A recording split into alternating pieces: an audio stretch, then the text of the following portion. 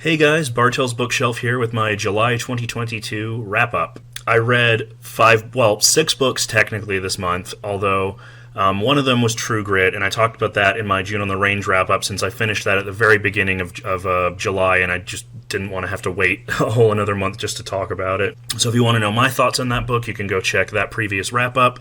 I really enjoyed it, spoiler alert. So today I'm going to be talking about 5 books that I read. Also, I should say I don't have any of these books to show except one because I sold all of them. As I said in one of my previous videos, I tend to sell all the books that I read to half price unless they're ones that I really want to keep. So I can't show them all to you physically, unfortunately. I'll have to edit in pictures. So the first book I read this month was actually a buddy read, and it was The Female Man by Joanna Russ. I read this as a buddy read, as I said, with Eve at the channel Horror and Inconvenience.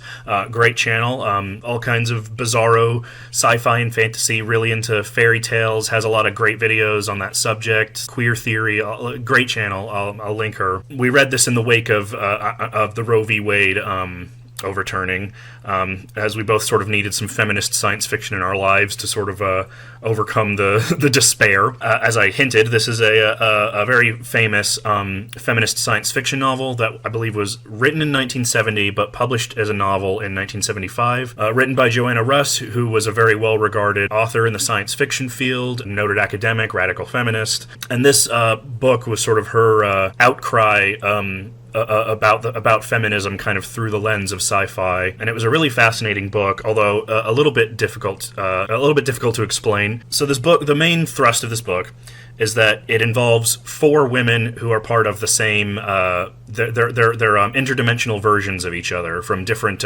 worlds and time periods and things. The main narrator of the novel is a woman called Joanna, who exists in a world similar to Earth at the time the book was written. Very obviously a stand-in for the author, and she's sort of like as you would expect, the authorial figure sort of commenting on everything. And then there is Janine, who lives in an alternate New York City in 1969 in a world where the Great Depression never ended and World War II never happened, thus leading to a world that's kind of behind in terms of feminist movements, feminist ideas. And then there's Janet, who is a future woman from 900 years in the future. She's from this world that they refer to as While Away, which is this kind of all-female utopia where all men died from an unspecified plague. Things culturally about gender and niceties and responsibility and things like that are very different to our ways. And then there is Jail from Womanland, which is a dystopia where men and women are literally in a battle of the sexes.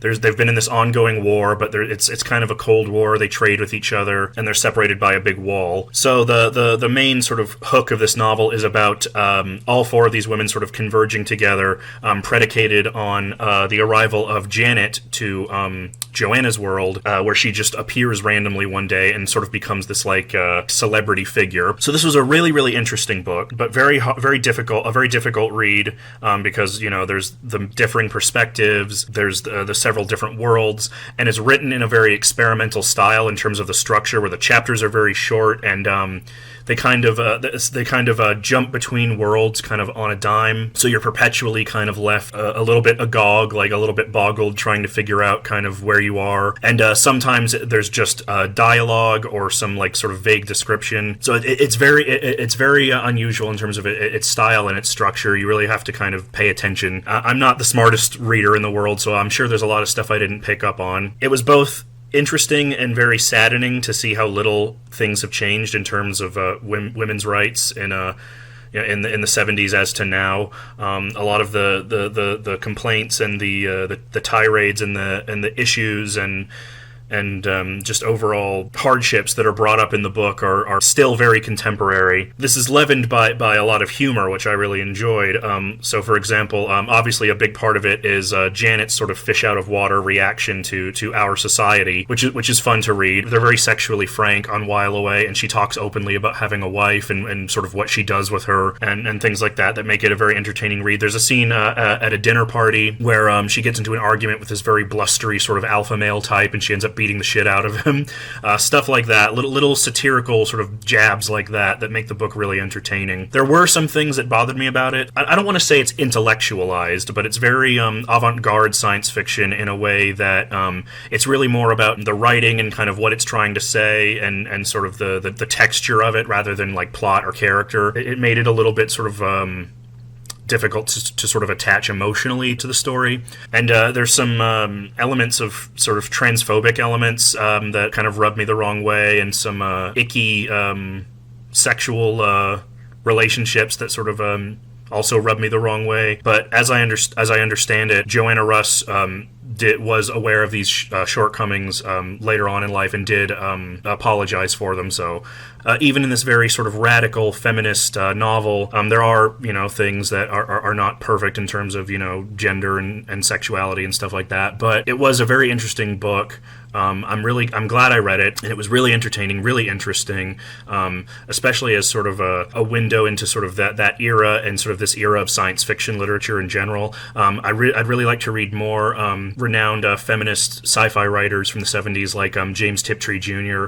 I used to have a collection of her stuff, but I don't have it anymore, unfortunately, but I'll have to try that. But yeah, well, I had a lot of issues with it, and I wouldn't say it was necessarily like the most riveting read in terms of like accessibility or anything like that. It was interesting, and it was a good read. So thank you, Eve, for suggesting it and finally getting me to read this book that I'd had laying around for a while. And then the next book I read, aside from True Grit, was The Last Picture Show by Larry McMurtry. This was Criminali's pick for this month's Birth Year Book Tag book. This was published in 1966. Larry McMurtry, obviously, was a very well-respected American author, died recently, unfortunately, but he wrote a lot of sort of epics, like Moving On, a lot of stuff set in Texas, a lot of cowboy epics, like Lonesome Dove, in that whole series. Co-wrote the screenplay with Diana Ossana to Brokeback Mountain. Just a very highly regarded author. And this is actually my first read by him. I had seen The Last Picture Show, the film, but I'd seen the movie and never read the book. Always wanted to get into Larry McMurtry. And yeah, I'm really glad I did, because I really, really enjoyed this book. I mean, it's if you've seen the movie, you've basically read the book.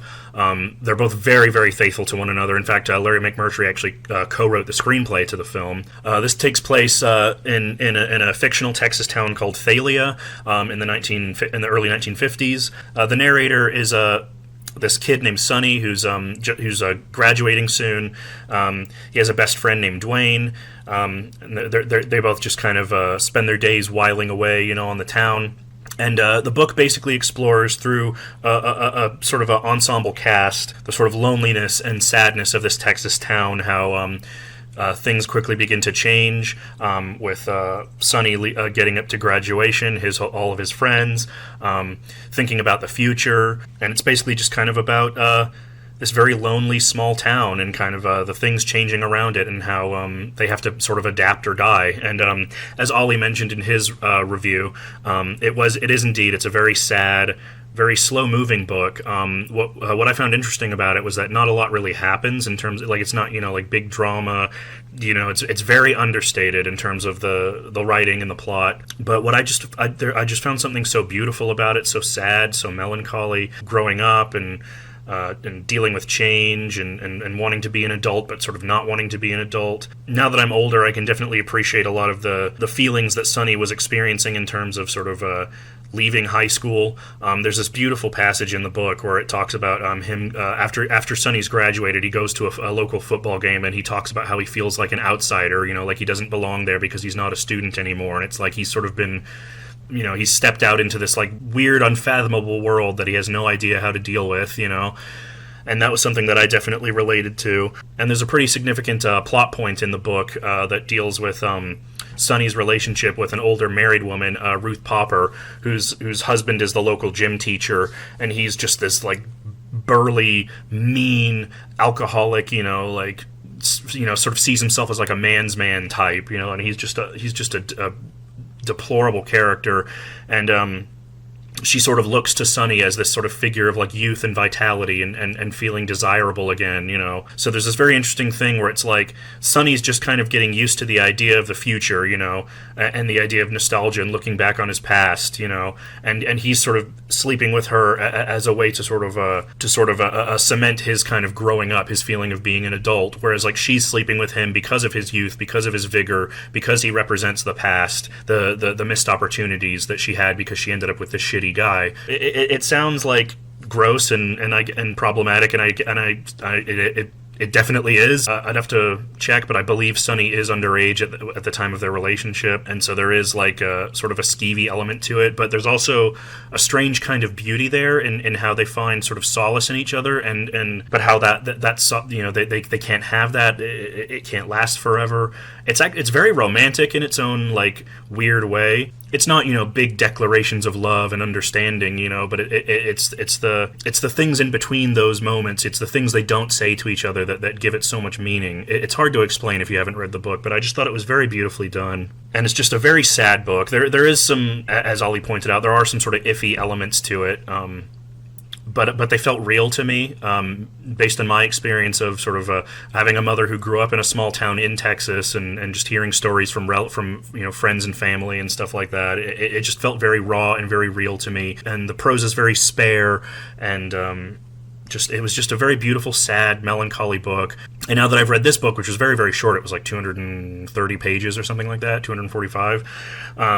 I'm familiar with Larry McMurtry's writing style, and I'd definitely like to explore that more. So I'm definitely at some point I would like to read Lonesome Dove, and that'll also count towards my June on the Range thing. I talked about wanting to read more westerns. Well, there you go. So the next book I read was this one, Soul Eater by Lily Mayne. This is book 1 of the Monstrous series.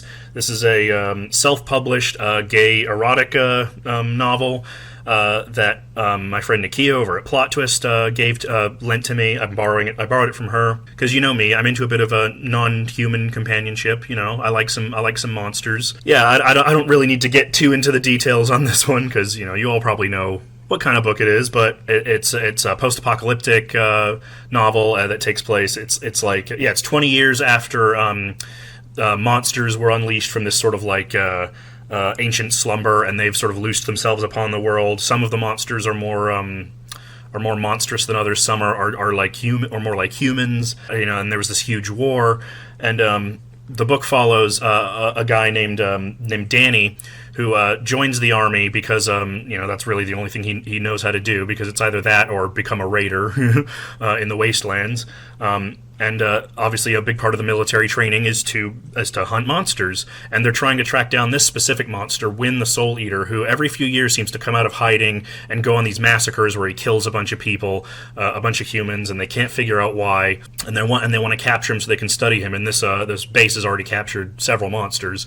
He basically ends up as part of this military team that gets used as bait to lure out Wynn, and Wynn kills the entire battalion except for him for some strange reason. And when he wakes up from after passing out, after seeing Wynn for the first time, he finds out that Wynn went along willingly. It was willingly captured and wants to speak to him. And things obviously develop from there. This strange connection that they feel for each other is developed from there. Y'all know I'm really picky about my romance and erotica. This is very tropey. The writing style isn't amazing, but it was sexy where it counted. It was decent. There was some good details about the post-apocalyptic world.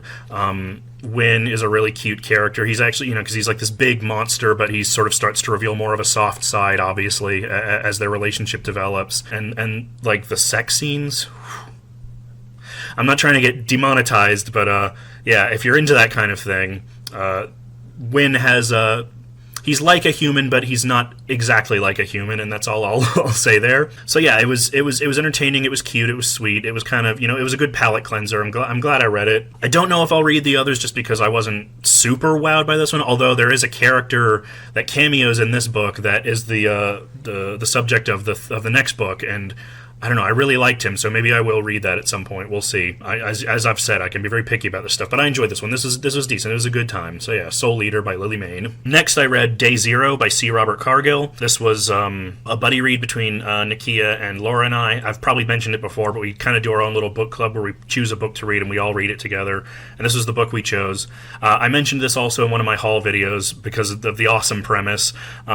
It basically takes place in a future world where AI robots, sort of servants, have become commonplace. But there's this faction of robots that have basically split off from their human masters and want full rights as sort of people. And this sort of a turbulent political scenario leads to an eventual terrorist attack, which leads to robots rebelling against their masters and killing humans. It's basically the start of the robot apocalypse is essentially sort of the setting of this novel. And these events are centered around a nanny bot named Pounce, which is, as the name implies, a bot that is meant to be a nanny to a growing child. And he is a very special nanny bot that is in the shape of a tiger. And there's this little boy that he takes care of named Ezra, who's the son of the family that are his sort of masters. And sort of the thrust of this book is about Pounce and Ezra having to sort of navigate the beginning of the robot apocalypse. I mean, doesn't that sound fucking great? And the book, luckily, was pretty fucking great. I actually didn't find this out till after I started reading the book, but I looked it up, and C. Robert Cargill was actually more famous as a screenwriter. He worked frequently with Scott Derrickson on the screenplay to Doctor Strange and like Sinister, and he also co-wrote The Black Phone, which I haven't seen, but I heard is good. And based on this book, like, I really want to see it now because I really, really enjoyed this. This is not at all like dense, slow-moving, hard science fiction. So if that's what you're into when it comes to this sort of stuff, steer clear. There is obviously, a lot of stuff in the book about sort of autonomy, artificial intelligence, what makes someone human. These are all themes that have been pretty well trod in science fiction circles before, but it's not really about that in this book. This book is really about sort of the characters and the spectacle. So what surprised me the most about this book is that it basically turns into sort of almost a boy and his tiger, sort of a post-apocalyptic, like, exploitation movie, almost. It's all about, fighting strategy, and there's lots of gunplay and, like, exciting, like, really tense action sequences. Because at the heart of it all, he's protecting a little boy, so that instantly kind of, gets people's sympathies going. But what really makes you want to keep reading about these characters is just the relationship between Pounce and Ezra, just how deeply they care for each other and love each other and have to be there for each other. And it's like you want to see them succeed. And Pounce is full of self-doubt and fears about whether his love for Ezra is just part of his programming. And then on top of that, you have with these really intense action scenes of suspense, like a Rambo movie with robots almost. Like it's that like intense and that crazy, like, but it's really exciting and it's really well done, and it was just a blast to read. I flew through it. Like, once I got into it, like, I flew through it. So did Laura. We both really enjoyed it. Laura especially, because she loves like this kind of post-apocalyptic robot stuff. I was really surprised how much I enjoyed it, not knowing anything about the author, just kind of going off the premise. Yeah, it's not like sort of cerebral science fiction or anything like that, but it's just really, really fucking fun, really entertaining, really sad too, really emotional. It's sci-fi Calvin and Hobbes during the robot apocalypse. I mean, like come on, like, you've got to want to read that, and I recommend it. It was a lot of fun. I really enjoyed it, and I also found out that this is actually technically a prequel to his first novel, which is Sea of Rust, which takes place in the same setting, but it's like many centuries in the future. And Laura actually read that soon after we finished this book, and she said that was really good too, so I'll have to check that out at some point. But yeah, highly recommend. Really enjoyed that one. And then finally, I've already mentioned this several times in previous videos, and I've already kind of given my thoughts on it a little bit, so I won't harp on it too much, but the last book I read in July was Homeland by R.A. Salvatore. Of course, famously, this is the first book, well, not the first book, this is the first book chronologically in the Legend of Drizzt series, which I'm sure most fantasy fans know. I knew about it, but I'd never read it. I'd always wanted to get into it.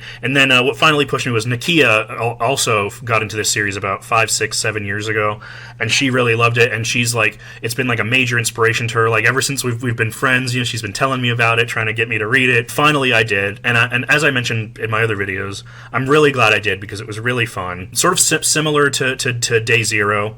in that the themes that are explored and the ideas that are explored are not necessarily like breaking any new ground, which is fine, but it's just executed really well, and it's just really really fun and exciting. So obviously, I'm sure most people know, Drizzt is a drow, a dark elf in the world of I believe this is in the Forgotten Realms, in D&D stuff. But they're this race of elves that are known for their very vile, sadistic ways. They're about assassinations and subterfuge and that kind of thing. And Drizzt is sort of an outlier in this community because he is disgusted by drow society, and he wants no part of it. And this first book, which is the first part of a trilogy, basically follows him from birth to sort of like young adulthood, and just sort of follows his development as a character and his slow sort of disenchantment with drow society, how sort of the veil is pulled up from his eyes, and he sees it for what it is, how horrible and cruel. Yeah, I'd never read this before, but it was really just solid entertainment. The thing that I really noticed about it was that Salvatore writes really, really, really